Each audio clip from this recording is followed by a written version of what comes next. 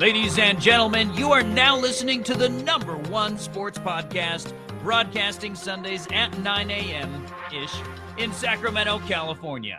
Sports Talk 916. Now here are your hosts, Greg Bowl and Coach Greg Barroso. Wow. I like that. That's the first time I've heard that. So I like that. Well, it's Sunday morning. It's 9:05, so 9-ish in the morning. That's right. And we're right on time. And episode number 258 of this little shindig we call Sports Talk 916.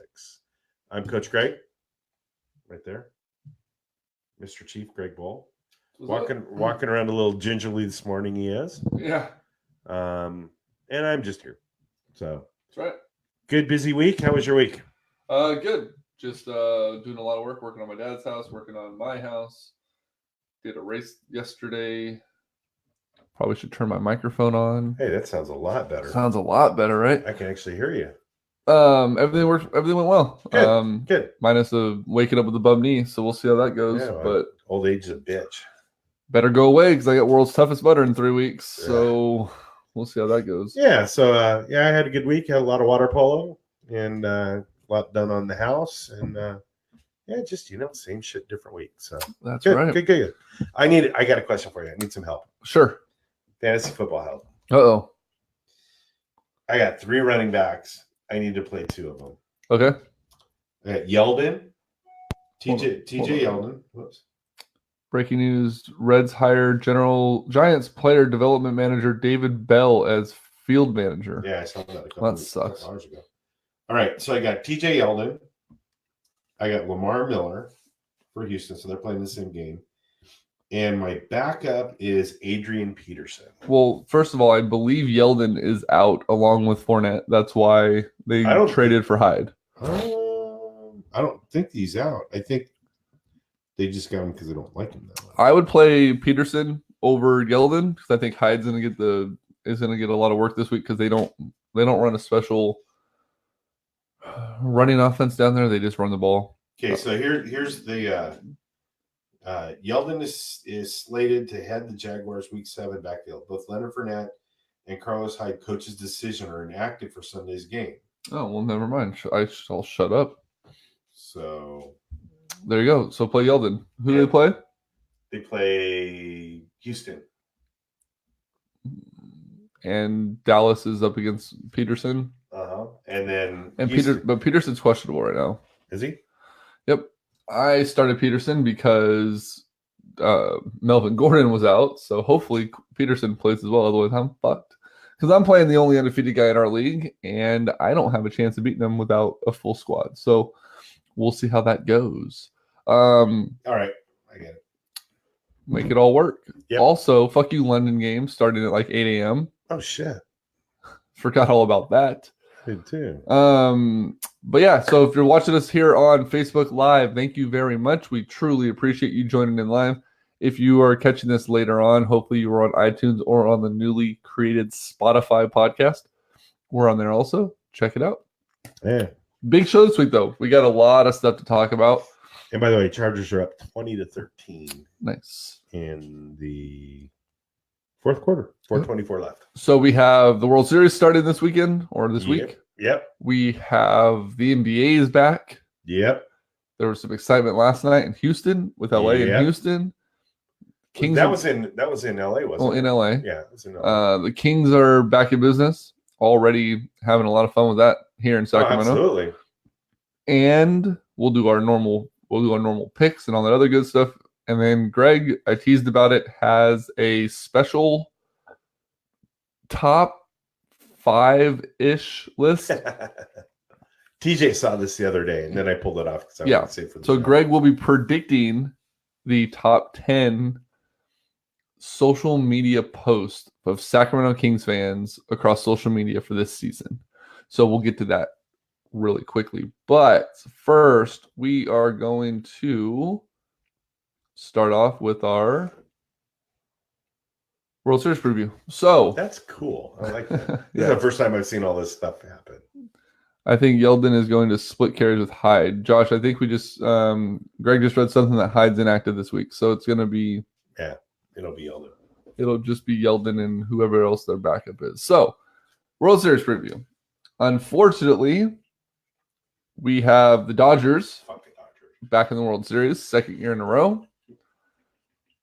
And that's great sound, by the way. When you're going to do that, let's mute your mic. Yes. Yes, Mr. Gurgle. Cool. So. Baseball gods are just playing cruel. I don't have a problem with the Red Sox. If I ever choose to root for a American League team, I typically tend to lean toward Boston as it is anyways. Well, they're one of our two favorite teams, which is the Giants and anybody playing the Dodgers, which is the dumbest, oldest line in the book, but It's true. But I actually root for Boston when, I have to. But yeah, so Boston, LA. The Dodgers, arguably one of the most stacked teams, talent and payroll-wise. They had a good year, up and down all year.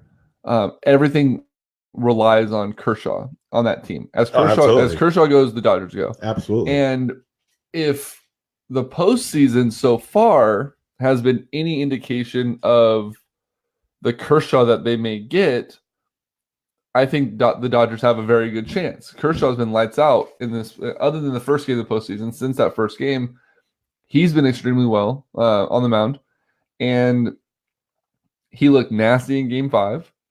He was tearing it up last night. He came in and closed out the ninth. So, they look good. But last year, Kershaw looked amazing going into the World Series too, and then he fell back into postseason Kershaw. So Dodgers fans, I think, should have a little bit of concern going into this to see which Kershaw is going to show up and which bats are going to show up, because they had a couple games where the bats were fire, and then they had a few other games where they were ice cold. So there's a lot to worry about there, where on the flip side, Boston, they were lights out all season long, and they've been nearly untouchable in the postseason as well. Yeah. David Price is killing it. The bats are insanely hot in Boston. That team is so stacked from top to bottom, and it's not even necessarily the big name payroll guys. Like, they don't have, like you look at the They don't have a Judge. They don't have a Giancarlo Stanton. Well, you look at the Dodgers. They went out and got Machado. They went out and got Dozier at second base. They have Puig. They have, Bellinger. They have all these other guys that are all out there, just these big name guys. Boston, I mean, they have big name guys in a sense. They have JD Martinez. They have Mookie Betts, who's probably going to be But they didn't go out and get those guys mid-year to bolster the already good team. No. They're riding with what they wanted from day one, and it's gonna be an exciting series. I honestly feel. Well, what's your take on both sides before we get to a prediction? I think Boston, like you said, I think Boston from the beginning of the season has been on fire. LA has been up and down all year. And it's going to be the key is going to be the starting pitching for the Dodgers, and I also think another key is going to be Manny Machado, because there's some history between him and the Red Sox, and I think that could end up, if something happens, they're going to take it out on Machado. They're going to pick that up off the. Hold on, you know what? I got to take that here in a second. So they're going to take it out on Machado. He's the one that's going to pay for it, and that could start a whole nother can of worms. So I think Machado is going to be the key for the Dodgers, along with their starting pitching. And I think the key for the Red Sox is just if they continue to stay hot. Yeah, they have to stay hot. But and the Machado thing, I think it's.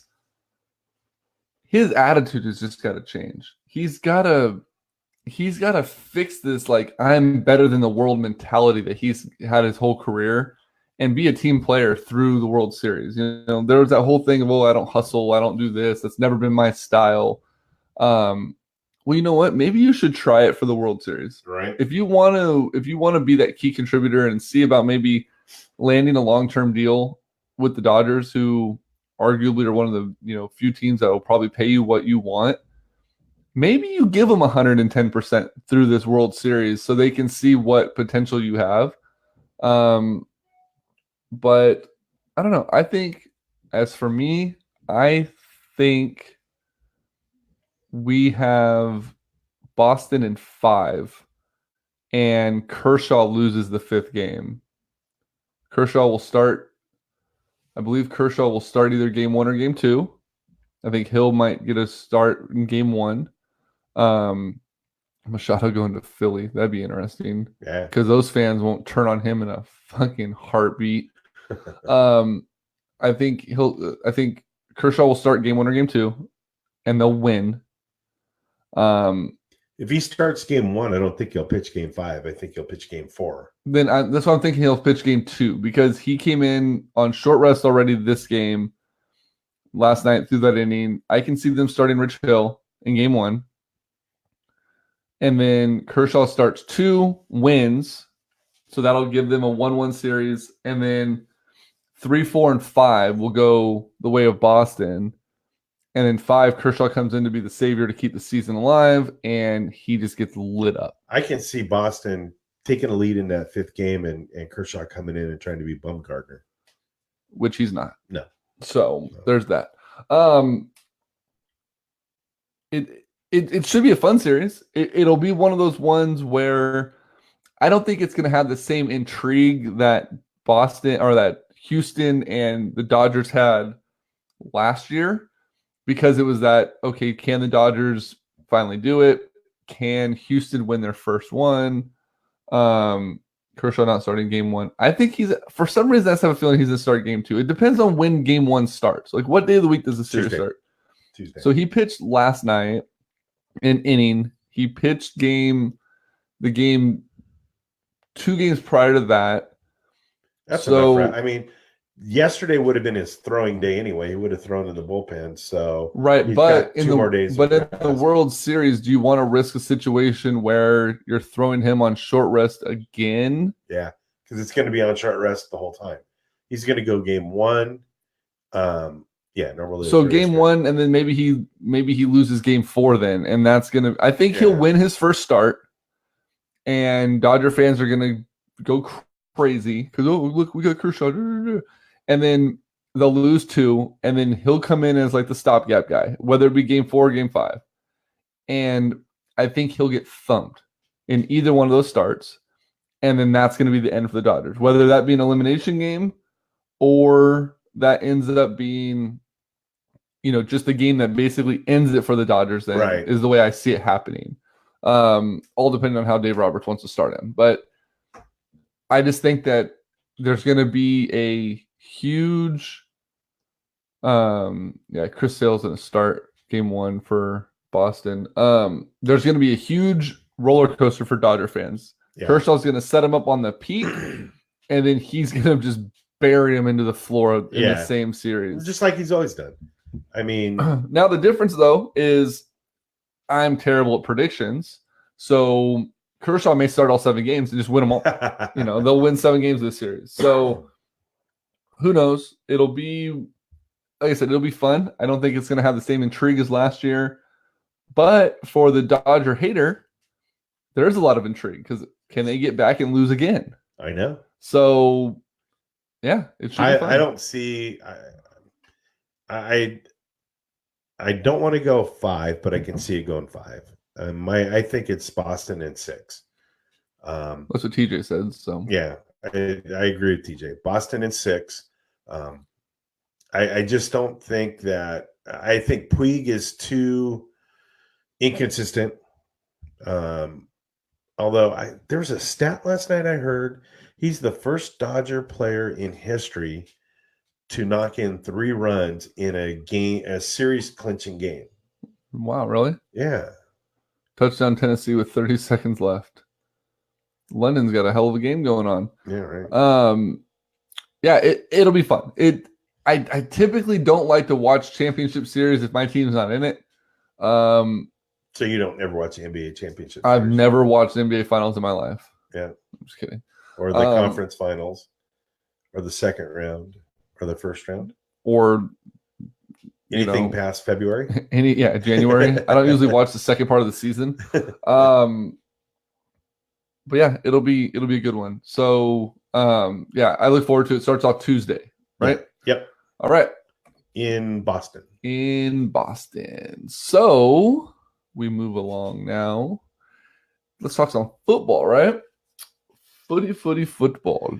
This is interesting to me. This is interesting because the Chargers really are in a place, and report came out earlier this week that the NFL owners aren't real happy with the Chargers being in LA in their little mini stadium, and they just don't think there's enough buzz about the Chargers to fill up a normal size stadium when it opens up. Not only that, but PSLs for that new stadium that they're sharing with the Rams in insert city name here. What the hell is this? Carlson? Is that where the new Rams stadium is being built? Oh, I have no idea. The fucking giant mecca. Their PSLs are so low that they don't think they're going to sell enough season tickets, let alone have asses in seats to fill the stadium.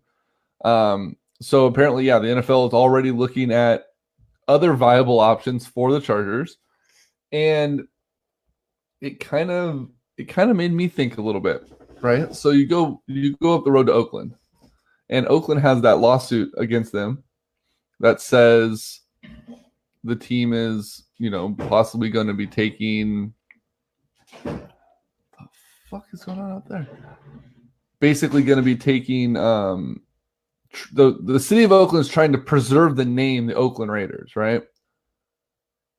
Do you think that there's any way that I hadn't thought about that.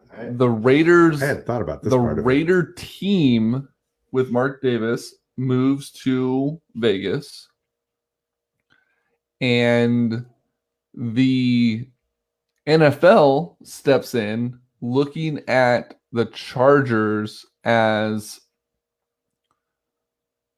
not only a fledgling franchise, right? They've never really, they did okay in San Diego, but they've never really been that like POW team. They have their core group, but a lot of the fans are pissed off at the ownership group as apparent that they're not supporting them in the new city.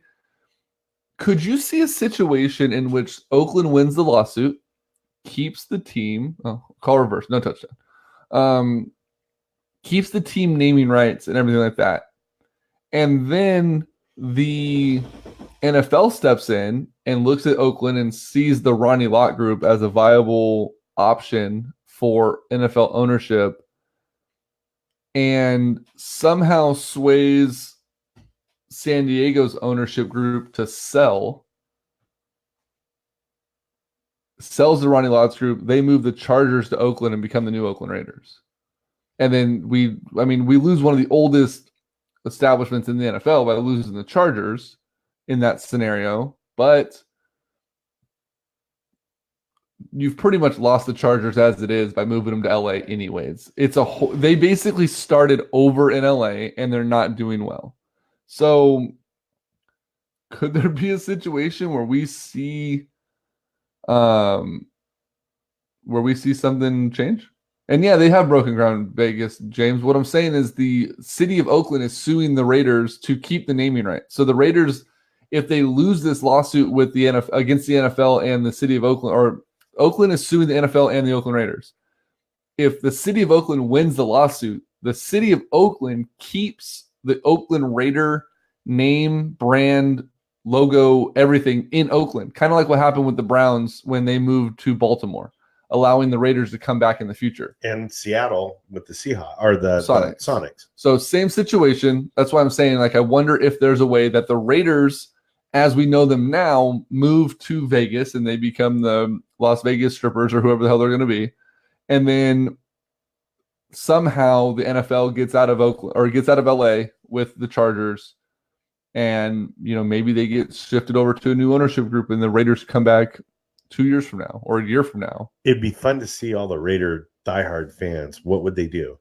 Would they If Phillip Rivers is your quarterback all of a sudden? If Phillip Rivers and all the Chargers are now the Raiders, and the Raiders are now, I like that, the Las Vegas strippers. If they're the strippers in Vegas, who are those guys going to root for? Right. Is Raider Nation the shield, or is Raider Nation the players? Right. And the team. And I truly believe that Raider Nation is the brand, and the Raiders dump players left and right. And I mean, they're already dumping their core this year. Mac's gone. They want Cooper out. Carr's probably going to be gone. So are they really going to be the Raiders when they go to Vegas anyways? Yeah. If they're going by the player, I mean, what happens? I don't know. That would be fun to see.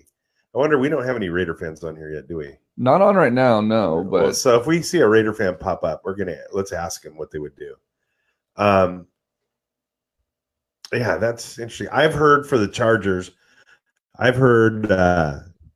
somebody talk about maybe them trying to get back into good graces with the Chargers or with San Diego.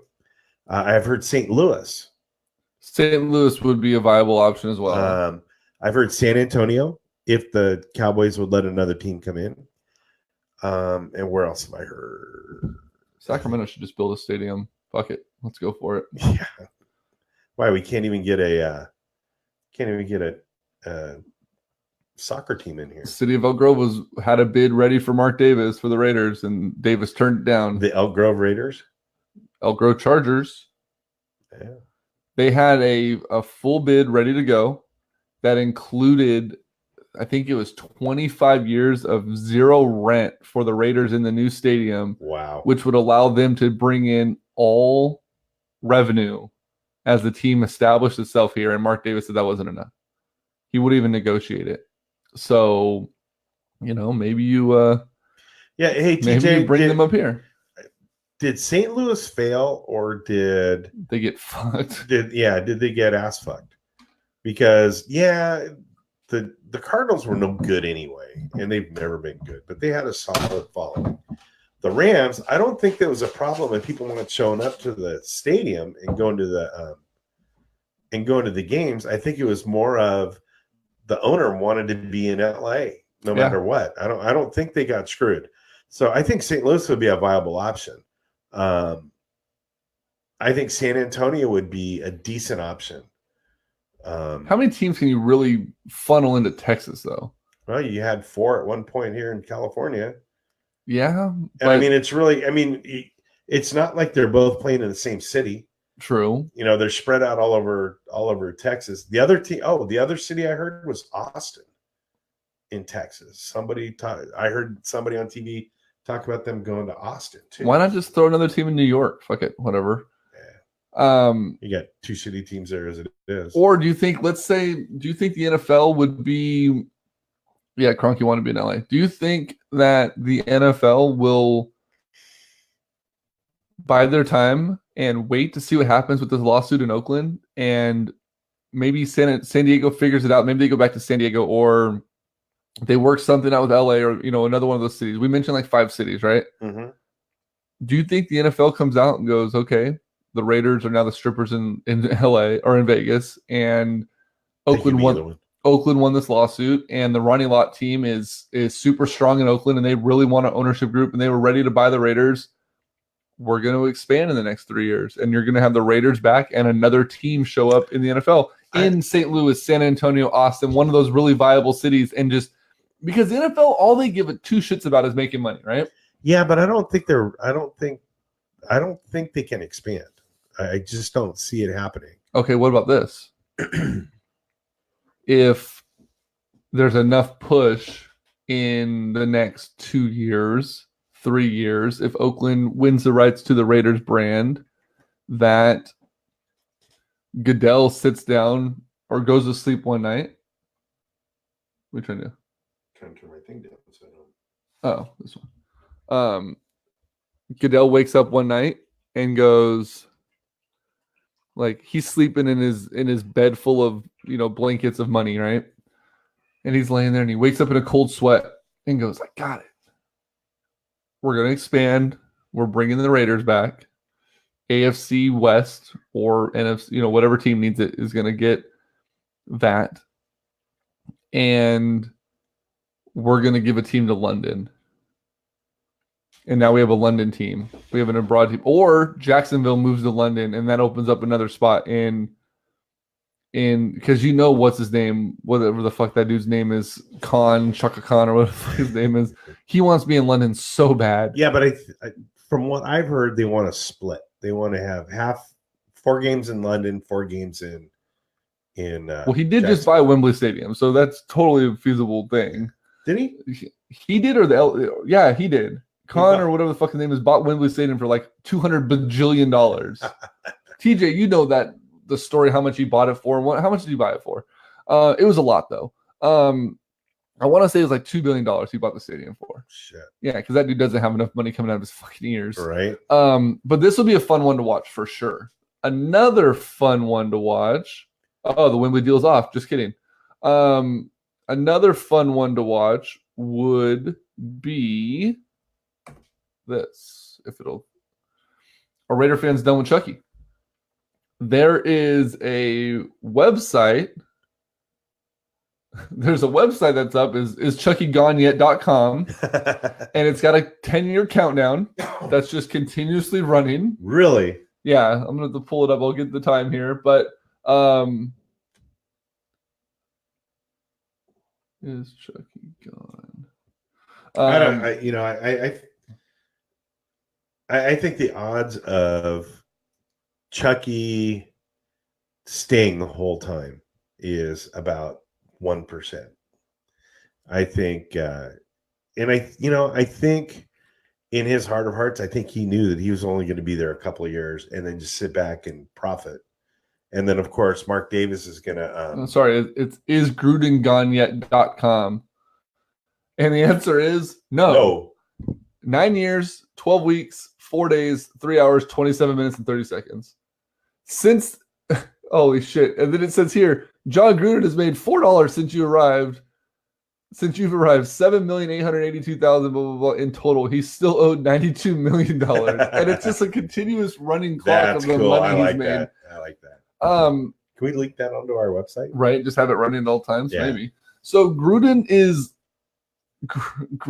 literally running this team into the ground. We said it back in like week 1 or 2, that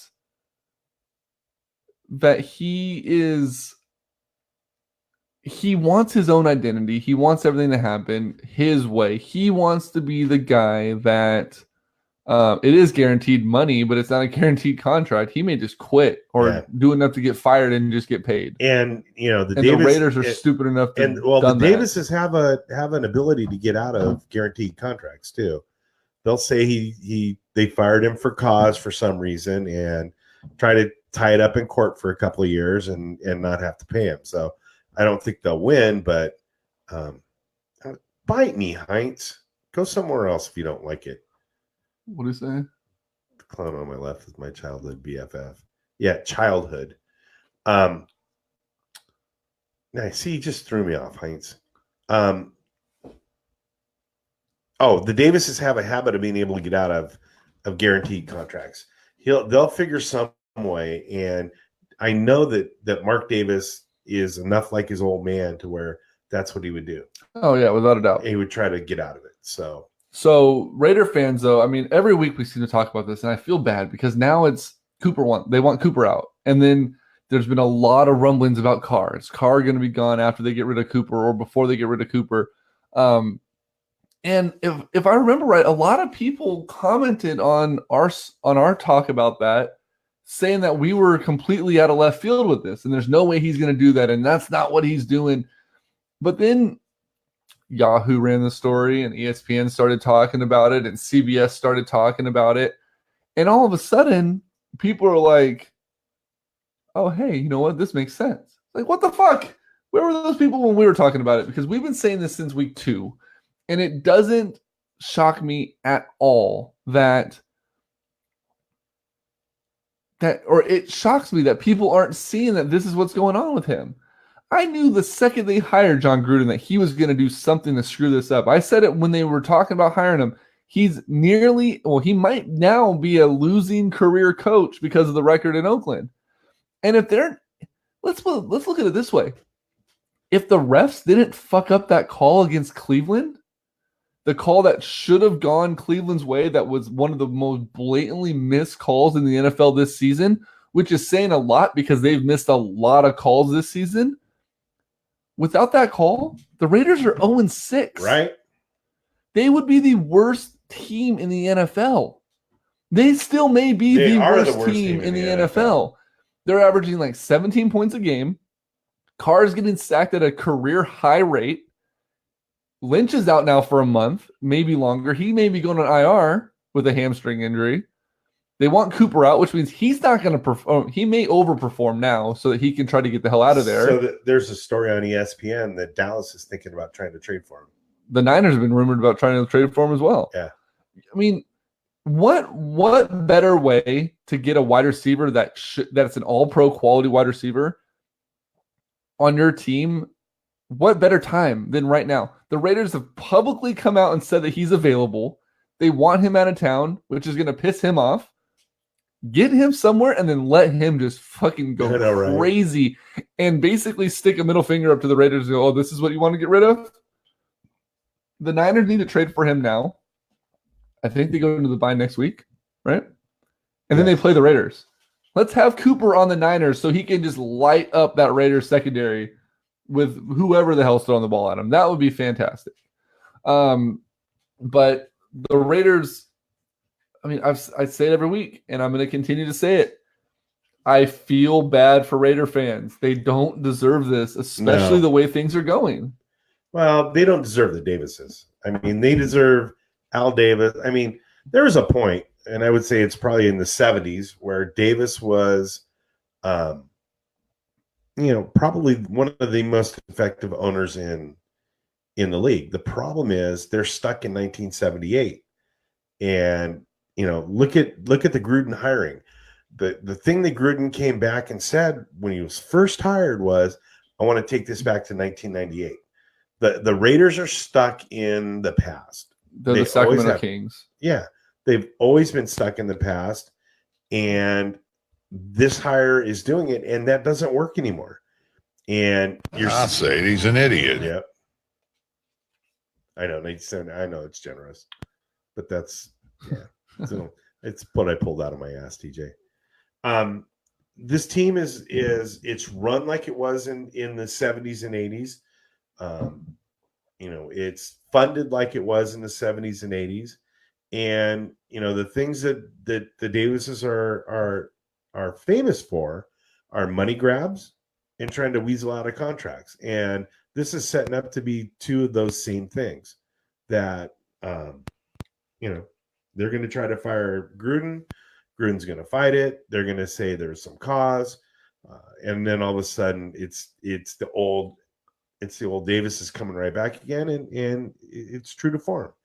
The problem is you got a fan base that's small but loyal over the moon. I mean, they'll do anything for this team. They'll travel anywhere for this team, and they don't deserve it.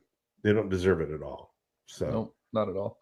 The other thing that's been going on lately, and it's across the bay, is 49er fans have this crazy ass infatuation right now with wanting everybody fired, with wanting everyone traded, thinking that they can just go out and get everybody. Wait, you said the San Francisco 49er fan, right? Yeah. Okay. And not another team fans? No, this is Niner fans calling for the head of everybody on the 49ers and literally just grasping for straws. It's something to bitch about. And for whatever reason, Richard Sherman has been at the center of all of it. Fuck that guy. Trade his ass. You're an idiot. Shut up. He cost me a fantasy football game. No one gives a shit about your 1-5 team. I'm 4-0-1. Yeah, you're 4-0-1. That means you lost because of him. Well, big deal. You're still on top. 4-1-1 now. You're still in the top. It doesn't really matter. It does. No, it doesn't. If you can't guard somebody without holding on 4th and 15, you're a piece of shit. Okay, about that. Well, what do you mean about that? One play. Sherman's been penalized One play twice. cost the game. It cost you the game. Right. Who cares about your fantasy football? I don't care about anything. What else is there to care about? I don't know. Maybe. I don't know. But no. Shut up. That's stupid.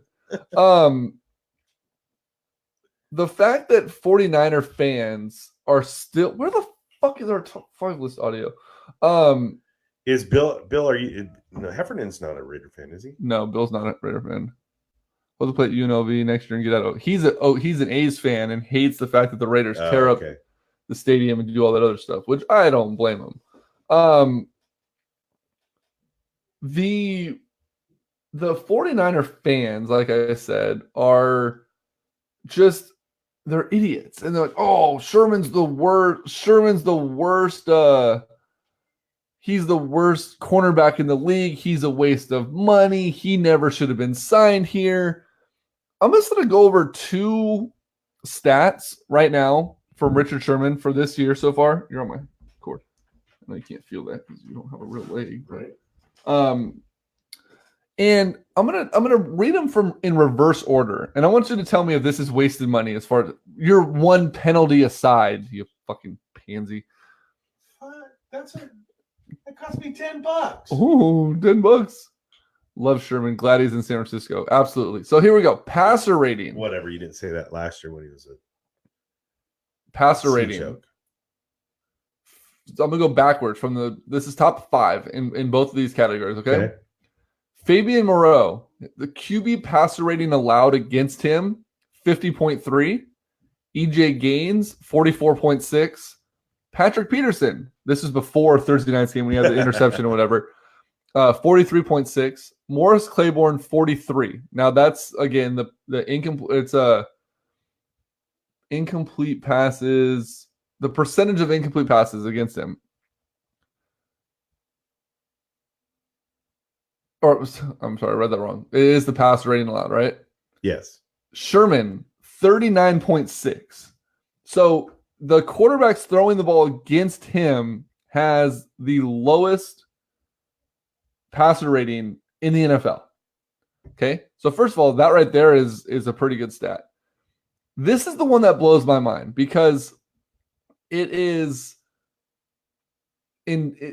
evident that not only is he back from his Achilles injury, he's still a feared cornerback in the league. And even though his numbers may seem low and you don't hear his name, maybe that's why that penalty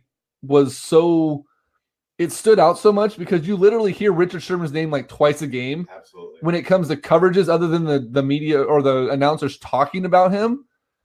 This is the number of snaps that he's in coverage between receptions. So how many times it takes between passes thrown his way that he allows a completion? Again, I'll go backwards. Dante Baton, 17.8. So he's given up a catch every 18 passes thrown his way. Patrick Peterson, 20.6. Tre'Davious White, it's really small. I can't see that. 20.6. Akeem Talib, right? One of the top corners in the league, 20.8. Okay, so every 21 passes thrown his way, he gives up a completion. And that's when they're in coverage. So that means if he's on the field covering somebody and they throw to another wide receiver, whatever, eventually the ball comes back to him. Richard Sherman, snaps in coverage between receptions, 146. Oh, shit. That means they're avoiding him 145 times a game before a ball gets thrown his way and he gives up a catch. Wow. If that doesn't tell you that he's worth the $4 million or whatever the fuck he was given this year, you're an idiot. Yeah, and I'm an idiot because he lost my fantasy football game. But in reality, it was a great pickup. And he's doing exactly what, plus all of the off the field things that he brings to the game. He's been a leader in the clubhouse. He is really, besides Garoppolo, he's almost the face of the franchise right now. He's done everything he needs to do. He just needs to quit fucking holding on. The thing is, 4th and 15. Yeah, that one was probably, that one obviously was a bad one, but that game probably should have been. I put the blame, that one besides that penalty, I'm sorry, but that blame goes on Kyle Shanahan for that loss. Because you have an opportunity with second and like 12 to run the ball more and eat up more clock and have yourself in field goal range where Breida and Morset, whatever the fuck his name is, they were running the ball really good against Green Bay. They weren't having any trouble stopping the run, or they were having trouble stopping the run. Run the ball 2 more times and kick a field goal. Yeah. Do not throw the ball and give Aaron Rodgers over a minute to go, regardless if he has timeouts or not. That goes on Sherman or on Shanahan. And you knew it was almost like Brady the week before. The second you saw the 4th down, you're like, oh fuck. Well, yeah, and as soon as he got the ball with anything over than 5 seconds, you knew that it was over. You knew the game was over. It's like, okay, just turn it off. It's done. Right. Insane. But hey, I'll take Richard Sherman. That's why I'm wearing the throwback. We talked about it. The Niners are rocking these today against the Rams. Make sure you tune in at 125 because if you follow ESPN 1320, I think that they're in cahoots with our buddy Jim Crandall. You'd be waiting for the Sunday night game still, which the NFL flexed out over a week and a half ago. Yes. By the way. So yeah, the Niners play at 125 today, not Sunday Night Football, where they're apparently going to try to beat the Rams for the first time this week. If the Niners somehow beat the Rams this week, it'll be insane. But it's not going to happen. Let's do this really quickly here. This isn't scrolling like I want it to. Here we go.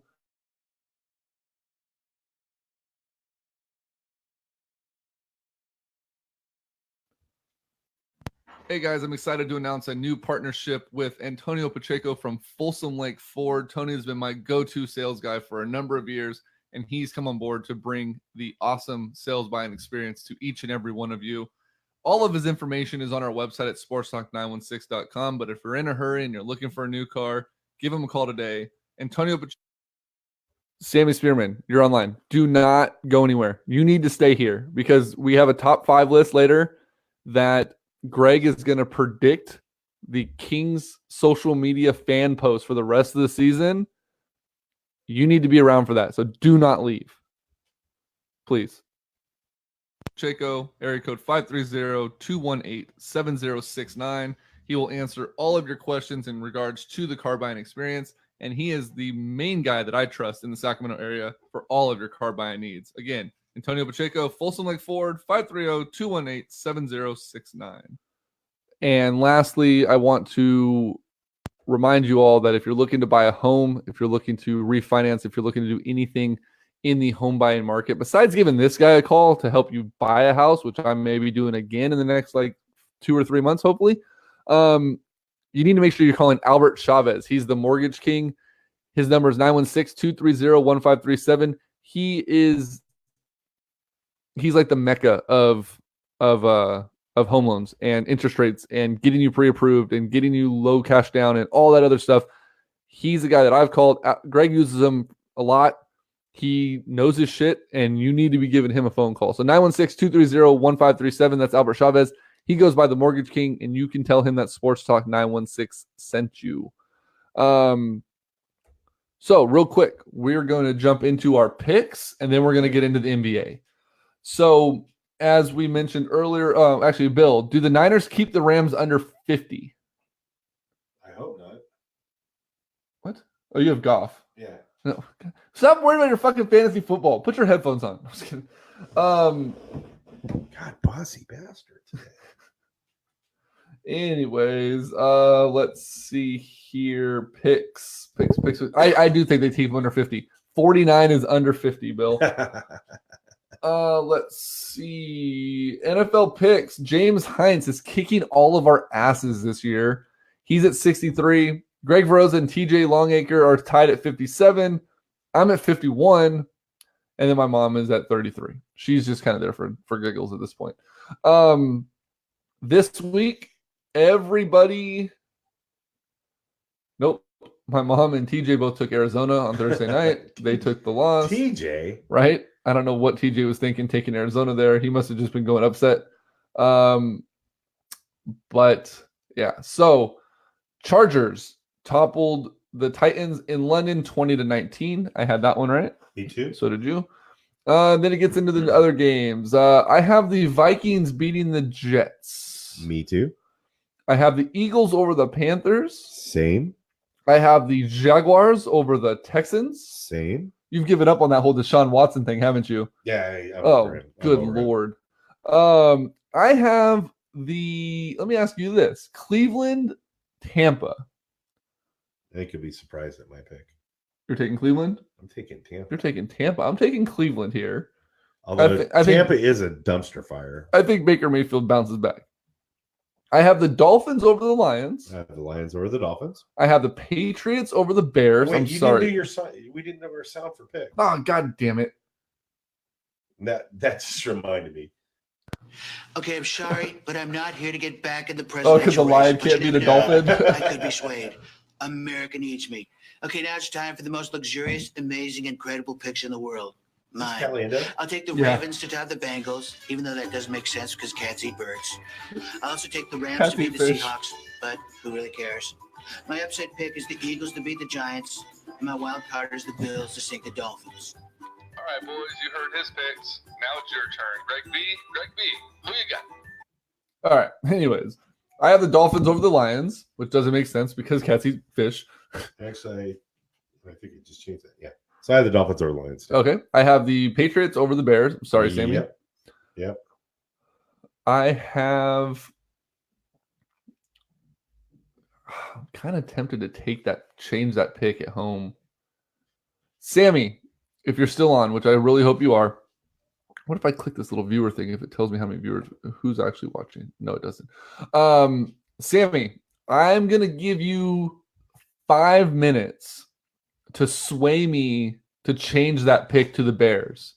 Now, I want legitimate sway, not just like because I'm a Bears fan and, fuck the Patriots, because I do have that same sentiment. But if you could sway me, I will switch that pick. I have the Colts over the Bills. I have the Colts over the Bills. I have the Saints over the Ravens. Yeah. Which is going to be a very good game. That's going to be a great game. I have the Niners over. No, I'm just kidding. I have the Rams over the Niners. Yep. I have the Redskins over the Cowboys. Yep. In what I think is a fantastic Sunday night football game, which would have been, I hate to say it, it's going to be much better than what the Niners and Rams would have been. I have the Chiefs over the Bengals. Yep. And on Monday Night Football, I have the Falcons over the Giants. Yeah, we're pretty much on the same page this week. Right. So I'm sorry. Sammy, I need you to help fix that. I'll leave it open. You can help me out. NBA season is underway. There was one thing that I wanted to talk about first because I didn't put it on the agenda, but the NBA G League is offering I saw that one and done to get high school kids away from going one and done. Or is it after one and done they can? No, it's instead of going one and done. So instead of going to college one and done, you can join the NBA G League on a $125,000 contract for the year. And you can basically learn at NBA speed. You can get acclimated to NBA style games, coaching, players, whatever the case may be. And then at that point, as long as you're not eligible for the draft, so as long as you haven't declared for the NBA draft or declared to a college, you can sign on this 1-year deal. How do you feel about them doing that as opposed to TJ? Will they accept pudgy, short, 36-year-old white dudes? If so, I'm in. How do you feel about this offer? Or do you think it needs to be amended? Because I think it should be changed a little bit. Yeah, the cynical person in me says, would those guys want to take the pay cut from going from Division I basketball to the G League and only making $125,000? Right. That was supposed to be a joke. That was kind of funny, I thought. No, it's good, but whatever. The other thing is those kids that would be playing in as one and dones. One, is there some kind of rating system that they have to go through, or can anybody just declare and have to get drafted in if they don't get drafted, do they then maintain their eligibility for School? For school? Can any, I'd hate to see somebody who has no shot at the NBA ever, who could get a good education, going to college, sacrifice that. Right. And are those top tier? You're not going to get the top tier guys because when they are getting paid, I mean, they are getting paid from college. Are they going to? The other thing is they're playing in, they're going from playing in these big indoor stadiums and arenas with thousands of people there to playing in high school gyms. Right. Traveling on buses, not first class travel where, kid going to University of North Carolina, they're going to be in the best buses, the best hotels, get the best food, play in front of big crowds, be on TV all the time. They're never going to be on TV. Right. So while I think it's a start and it's a good idea, I just don't know how many guys that truly are going to make an impact are going to go for an option like that. So can I give you my take on it? Yep, absolutely. I think that they need to amend it a little bit differently. They need to open this $125,000 offer to the college one and dones that want to leave after their first year and declare for the NBA draft. If you're a Marvin Bagley III who played, no, he was a junior, wasn't he? Give me a good one. Okay, Joe Schmo, the one and done from Duke, right? Right. If you're going to come out and play 1 year at Duke and then declare for the NBA draft, you can take this $125,000 deal at the G League and play. Otherwise, the NBA needs to change their requirements because it used to be high school, then they made it one and done. You can declare for the draft. I think you shouldn't be able to declare for the NBA draft until you're a junior in college. And then if you don't want to continue playing college ball and you want to risk making the jump or declaring for the draft and losing your eligibility because you don't get drafted, whatever it is, you can decide instead of going for that second year, you're going to go ahead and jump over to the NBA G League for $125,000 and basically try to play your way into the NBA draft.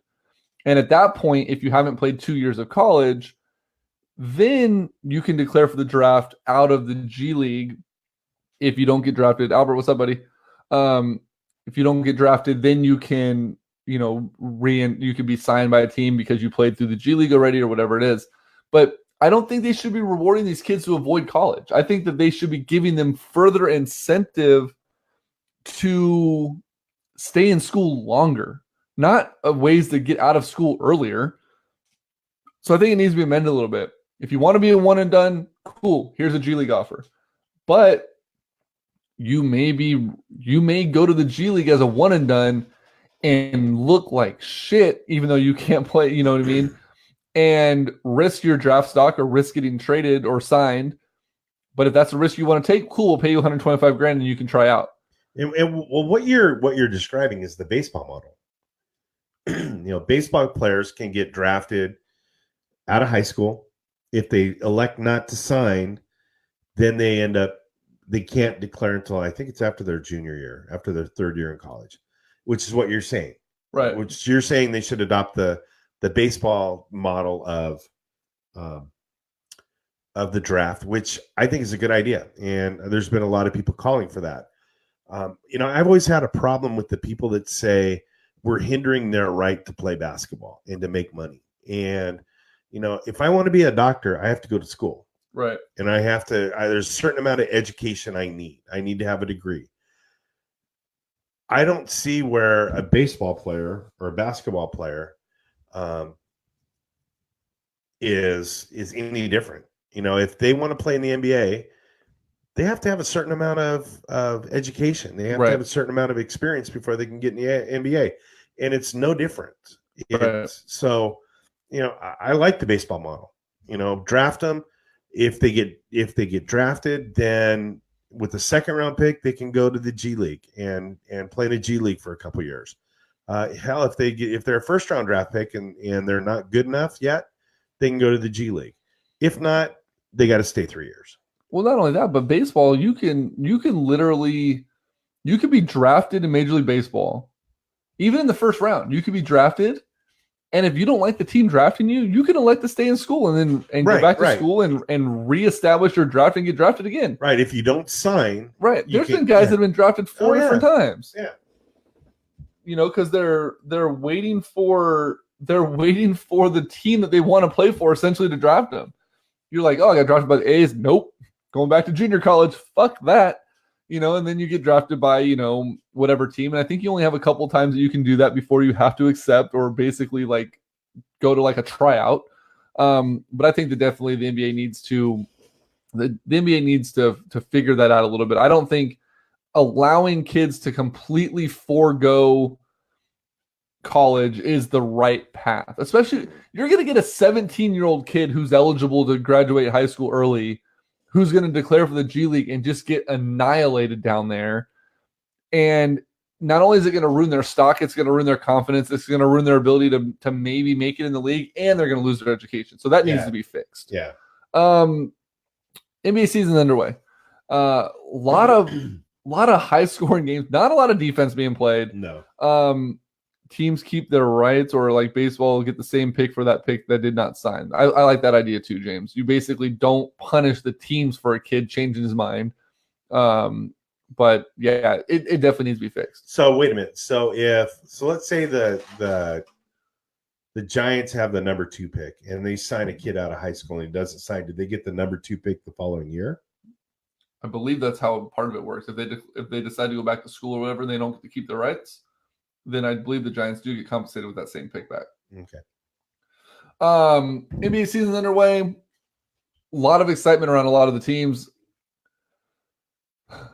I hate to say it, but the Warriors are the team to beat again. And when Cousins comes back, it's going to be even worse for the teams to try to beat them. The Lakers' young team looks interesting. They have like 44 small forwards on their roster, which is really weird. Rondo looks young again. LeBron looks like he's having fun. It's going to be interesting. Houston looks like they're going to take time to mend. They need to mold together. Philly looks good. Boston looks okay. Toronto actually looks really good with Kawhi. The Bucks look, there's a lot of teams that really look good. Kings and Lakers have the same record. Yep. I have hope in the early going of the season that there's going to be some parity this year, aside from the Warriors being like dominant, right? There's going to be a lot of teams in the middle that you're going to be like, wow, this team could pull something off. If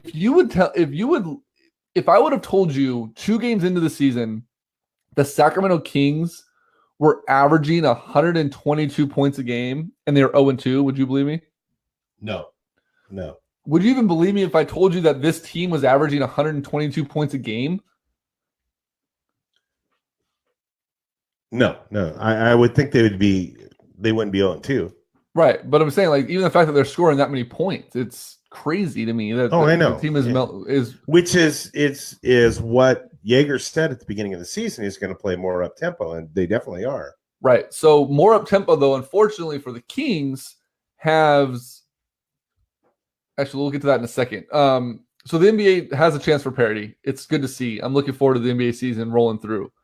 Last night, though, you're going to see a Lakers and Houston team with a couple less players for a little while. There was a hard foul last night. Can't remember who it was on. Ingram, I believe it was, pushed Harden after a foul. That pissed off Chris Paul. Chris Paul got in Rondo's face, was basically tapping him in the face with his finger, which I think would piss anybody off. Rondo throws a punch, connects, throws another punch, connects. Paul throws a punch, connects. And, punches are being thrown everywhere. So those 2 guys are going to be suspended for sure. Paul said that Rondo spit at him.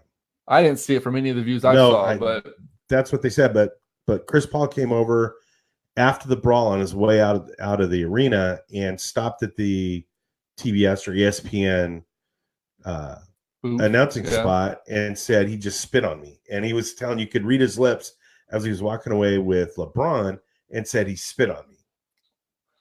Either way, you deal with that later. You don't start throwing punches. You don't get in someone's face, tapping them in the face with your big ass finger. CP3 says Rondo spit in his face. The player that I think is going to be impacted the most by this is Brandon Ingram. And I think Brandon Ingram, out of all the guys, is going to get the biggest suspension. If you watch the video, they did have one view that looked like he spit. Yeah, I didn't see it, but I also wasn't looking at that. I was paying more attention to the fact that he was tapping him on the forehead with his finger. Brandon Ingram was out of the play over by the Lakers bench. And every view I've seen, you could see he was clearly across like center court. This happened around the free throw line. He was across center court talking to Walton or the ref. I can't remember who it was. But the second Rondo threw that punch, Brandon Ingram comes sprinting across the court and just throws a haymaker. I saw that, yeah. I think Brandon Ingram is going to get the biggest suspension out of everybody in this fight because he interjected himself from outside of the play. And I think that's going to hurt the Lakers a little bit in that chemistry. I mean, it's cool that these guys are defending each other, on short notice and, or being around each other shortly. But do you think the Malice in the Palace brought new excitement to the NBA? Even though it put a black eye on the league a little bit, it was fun. Do you think that this is a good thing or a bad thing for the NBA to see these guys actually giving a shit? Because this league is so buddy and everyone is so friendly around each other. Seeing this kind of hostility, it reminds me so much of the Bulls Knicks games and the Heat and Knicks games when there would be fights all the time, because it wasn't just, hey, we're gonna be competitors, but at the end of the day, I'm gonna give you a Rolex because you're my best friend and we're just gonna hang out. Right. Do you think this is kind of good to put a little edge back on the league, or do you think this is just gonna be just a one-off situation? We're gonna go back to guys jerking each other off during the game because they're all buddies. One-off. I think it's a one-off, and I think part of it is the NBA has legislated that we can't have this kind of stuff with, you can't leave the bench. You look at those brawls, the New York Knicks brawls, there's 15 guys, there's 20 guys out there brawling. And I loved it. It was great. We were watching the hockey game last night, the Sharks, and there was all kinds of brawls in that game. And somebody said something about, you don't see this in other sports and they need to get rid of it. Well, that's the attraction to hockey is those guys fight, they dust themselves off, they come back, and then they go out for beers afterwards. And they have the handshake line at the end of the game, which I think is probably one of the coolest things that still happens in hockey. Right. So I think the NBA has legislated brawls like that out. I think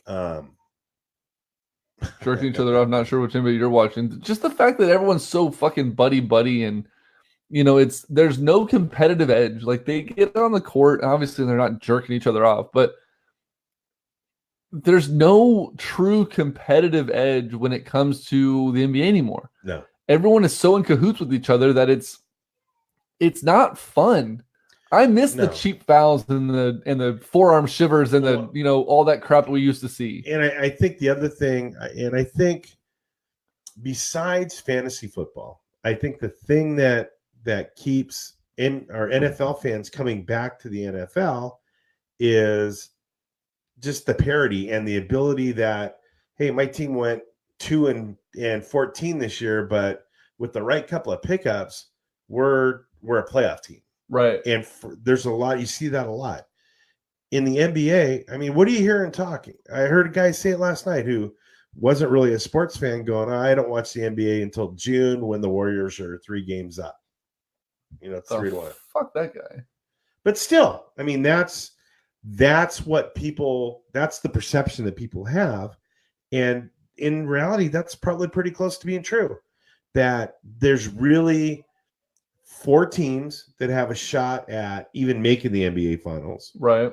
There's 1 team really that has a shot to win it. And then there's 30 or 26 other teams that are just playing 82 games to jerk each other off, to coin a phrase. The NBA, the competitive balance is bad. In the past, I've said the super teams like the Warriors are good for the league. I think in a way they are, but I think in the long run, and I think there's a whole bunch of other reasons for it. I just don't think there's a lot of basketball talent right now. There's not enough talent. You can't draft a Saquon Barkley and have him make a big impact on an NBA team. Right. It's you have to tank and have 3 or 4 drafts, and if you're lucky, you're going to start winning some games if those guys pan out. For some reason, basketball just doesn't allow you to make big turnarounds, and I think in terms of popularity, that's going to hurt the NBA. With that being said, ratings are at an all-time high, so it doesn't really matter. So since Sammy didn't help me change my pick, I'm still taking the Patriots, and Brady Edelman just threw a touchdown. So there's that. And I'm getting my ass fucking handed to me. God damn. I'm already down 75-12. Oh shit. Well, the guy I'm playing against had fucking Emmanuel Sanders who put up 50. I had him yesterday.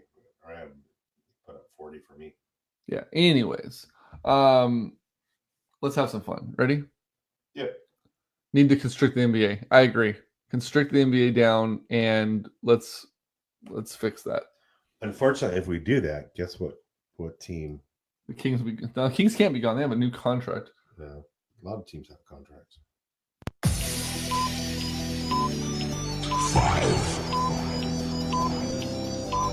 4,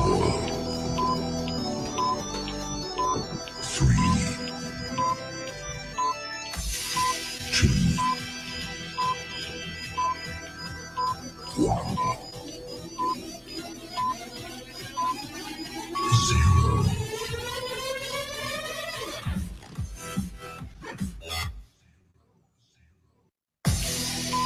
Apparently, I have it on. We have a repeat function. Oh, Nice on a loop.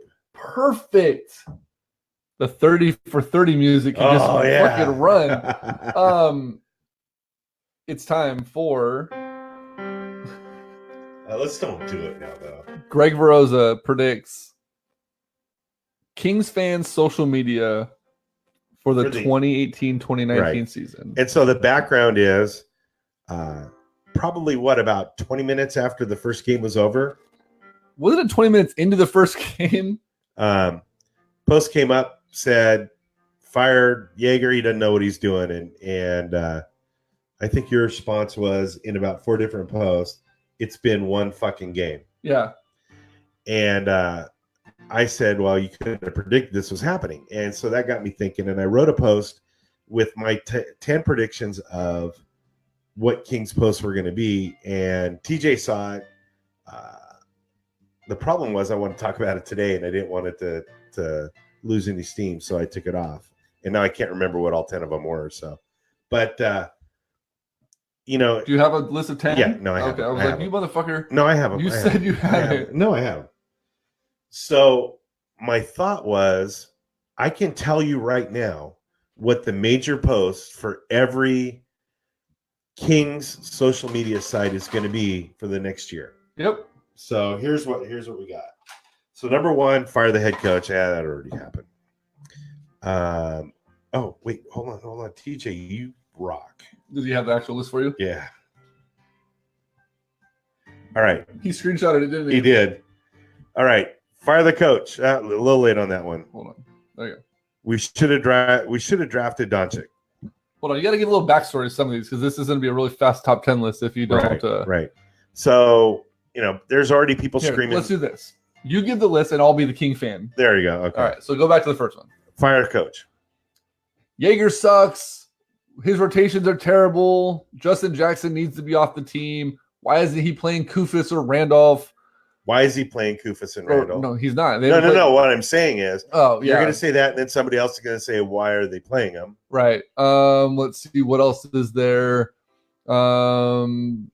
His rotations suck. Why does he have... it's stupid. Kings fans are dumb. All right, move on to the next one. All right. We should have drafted Luka. Bagley sucks. He's a tweener. He doesn't know what he's doing. Doncic is going to be the next, king of the league. King Doncic, King Luka. Vladdy's going to regret this one. It's all about Dallas is going to be the next best thing. Da, da, da, da, da, da, da. Yeah. And did you say that Bagley's a bust? Yeah, Bagley's a bust. Okay. So is Justin Jackson. Fire Vladdy. Justin Jackson sucks. Why would you draft him? Vladdy doesn't know what he's doing. He's in Vivek's ass. He had a better deal 3 days ago. You like this one. This is one that you're behind. Why did he trade DeMarcus? We need to bring back Boogie. Vladdy's terrible. Go smoke some cigarettes. Okay. We need to blow this team up so we can start winning sooner. I don't have a response to that one. Fucking stupid. It's a rebuild, people. It Let it happen. We don't have the talent to. We can't bring in a free agent that's going to. This team is not one player away. So you have to be patient. Like, there's no way around it. Right. We should have never traded or let go blank. Insert any former King here. With the exception of Cousins. Oh, with the exception of Cousins? Cousins has his own category. Bring back Isaiah Thomas. Why do we let Hassan Whiteside go? Sauce Castillo just look at Sauce. He blew it up. Why didn't we have him? Why do we let him go? Hey TJ, these aren't my ideas. I'm just predicting what people are going to say. If we had Cousins or insert any other former King here, we should be a top 5 team. No, this team is not one player away. No, but you're going to see that. No, you're going to see it. No. Yes, I'm not even going to defend that one. No, I'm not defending it. I'm saying I'm not even going to have reason. I can't even come up with fake reasoning why that would work. This one, let's see. Oh, we're going to make the playoffs, but this will only occur after we have a 2-game winning streak. If we win 2 games and the playoff train's back? Yep. Fuck. I swear to God, I hate Kings fans. All right, and I got a couple more here too. So,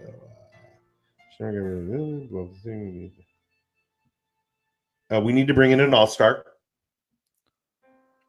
Okay, bring one. Find me an all-star that wants to be here. And then my 2 favorite ones. Fire Napier. He's just a mouthpiece for the Kings. What the fuck does Grant Napier have to do with the goddamn team on the court? Because he's affecting their attitude because he's negative about them all the time. Let me tell you something. Let me tell you a fun fact about Cleveland's up 2-0 over the Bucks. Just so you know, 2-0. Let me tell you a fun fact about Grant Napier and the players. They don't listen to his show. They don't give a fuck about what Grant Napier says. God. Let's see. Fire Christie. He's horrible, and he's not Jerry. That one I'm not fully off board on. I don't like Doug on the broadcast yet. He got better in game 2, but I didn't. I don't. He's trying to be too quirky. He's trying to be too Jerry. He's trying to be hippity hop to the barbershop. Yes. Yeah, and I don't like that. Whoa, I just lost all my sound. Can you hear me? Yeah. Yeah, there you go. I have a couple more. The NBA hates the Kings. The refs are against us on purpose, and we never get any calls. Hold on. Shit. No, stop. Go ahead. We got to get to that here in a little bit. Okay. I didn't know they actually had Grant on. Yeah. They had him do the simulcast on CBS too. I'm sorry. The Kings need to be good to get calls. Yeah. You have to be a good team in order to get the calls. Fuck. So those are my predictions for what you're going to see on every single Kings website. And when I wrote this, it was for the whole season. This is going to be after the first 2 weeks. Oh, without a doubt. Yeah. Okay, so you mentioned Grant Napier. Yep. And we'll close the show with this because I listen to Rome every now and again. And Grant filled in for Jim Rome on the 17th. And as I just mentioned, it was on a CBS. CBS simulcast, which is how they do Jim Rome now. So now you get Rome on TV and the radio. Grant filled in. And Brad from Corona, who's won the smack off a few times and done a few things, called in to talk to Grant. And I heard the next day or two afterwards, and Jim Rome was just wrapping up his recap of the call. And started, reading all the emails and stuff they were getting about that, but I don't know what happened. So I haven't heard the so Rome came on the next day and said typically when he has first of all, he praised Grant for filling in. He says he loves when he has Grant on. He handpicks Grant every time he can to fill in for him. And he said typically, though, when he has a guest host, he just will take whatever the guest host talked about. If it was relevant, then he'll cover it himself and basically disregard the fact that they had a guest host filling in the show. It never happened. It doesn't matter if they're rehashing things because he wants to give his take on it. Never in his life of doing his show has he ever went back and discussed what a guest host had done or a call or an email or anything until this. Brad from Corona calls in and goes in on Grant, and Bill just said this shit was hilarious. I'm going to go ahead and pin Bill's post here on Facebook Live because it's absolutely true. This shit was hilarious. And I got to give Grant props for not dropping him out early, and he let him go. And you haven't heard this yet. And my guess is Napier loved it. Yeah, Grant. I'm sure Grant was all over it. So here you go. Ready? Make it big too, so I can see it over there. Well, there's not really much. Well, actually, I haven't seen Grant's reaction to it yet. So yeah, here we go. Actually, call screener got the name wrong. Let's get to Bert. Bert, you're on with Grant Napier. Go ahead.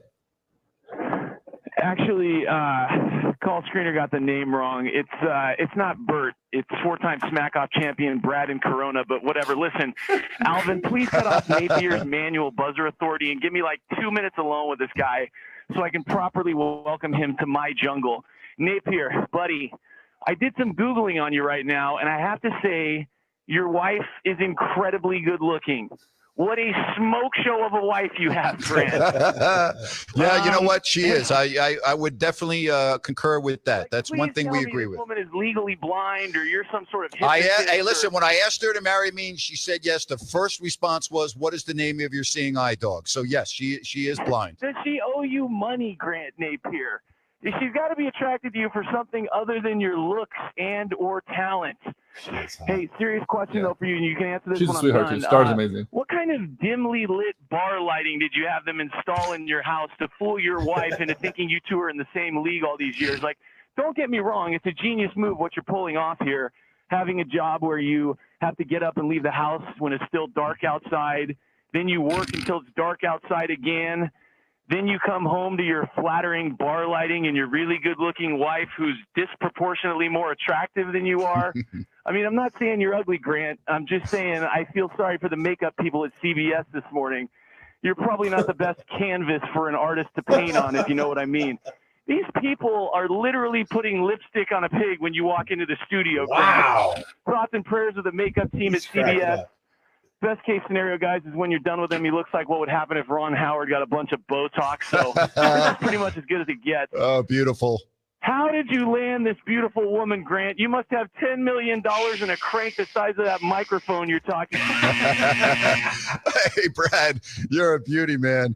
Wow. What you see, is there a better way to get to the bottom of the hour than Brad from Corona, a four-time Smack-Off champ? Thank you for the shout-out for Mrs. Napier. He loved it. Oh, without a doubt. Loved it. Without a doubt. My fucking headphones suck. Good job getting a Guitar Center this week, by the way. Yeah, it was. I heard that live and I was like, this is fucking amazing. That was good. I like that. And I've met Grant's wife a few times. We've hung out at games and whatever and at events, and she's fantastic. She's super sweet. She's super supportive of everything he does and everything around this, the community and stuff. And yeah, she's not bad looking, and definitely out of Grant's league. Oh, he outkicked his coverage. I think I ran into them at Jack's Urban Eats in Folsom one day, and she's smoking hot. And then TJ just gave us this.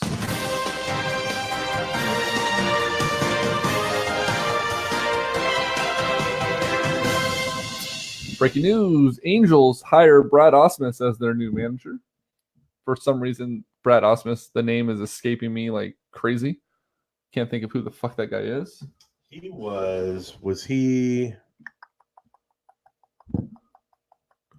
somebody, was he an old, he was a manager. He managed Detroit. Okay. He was the Tigers. And Bill's 100% correct. He says Greg knows all about that out kicking coverage. Yes, he does. I've fully outkicked my coverage like 2 times over, without a doubt. I just whiffed. The ball just fell to the side. I missed my foot completely. You were Charlie Brown, and the placeholder was Lucy. Right. I am no fucking punter. I am no fucking punter. I don't know where the button is. A fucking punter. Thank you. You got to give me more of a give me like a little like kick signal or I'll something. give you a kick in the leg. Please don't. My leg hurts a little bit. Former catcher and manager in Detroit. Thank you very much, TJ. Greg actually beat you to it. Got anything else for us this week, Mr. Veroza? I don't. I'm looking forward to the start of the World Series and seeing how long it takes the Dodgers to blow it. Yep. All right. Well, with that being said, for Greg Veroza, I am Greg Bowl. This has been episode 258. Hope you enjoyed the broadcast. Remember, you can find it on Podbean, you can find it on iTunes, and you can find it on Spotify podcast. Follow, subscribe, leave a review for us if you can. Yep. We'll read it on the air if you want. And let's see you guys hopefully next week. Good night, Larry. Takes a second to end on this. Great show. Go Pats. Why is this not ending? Come on, baby.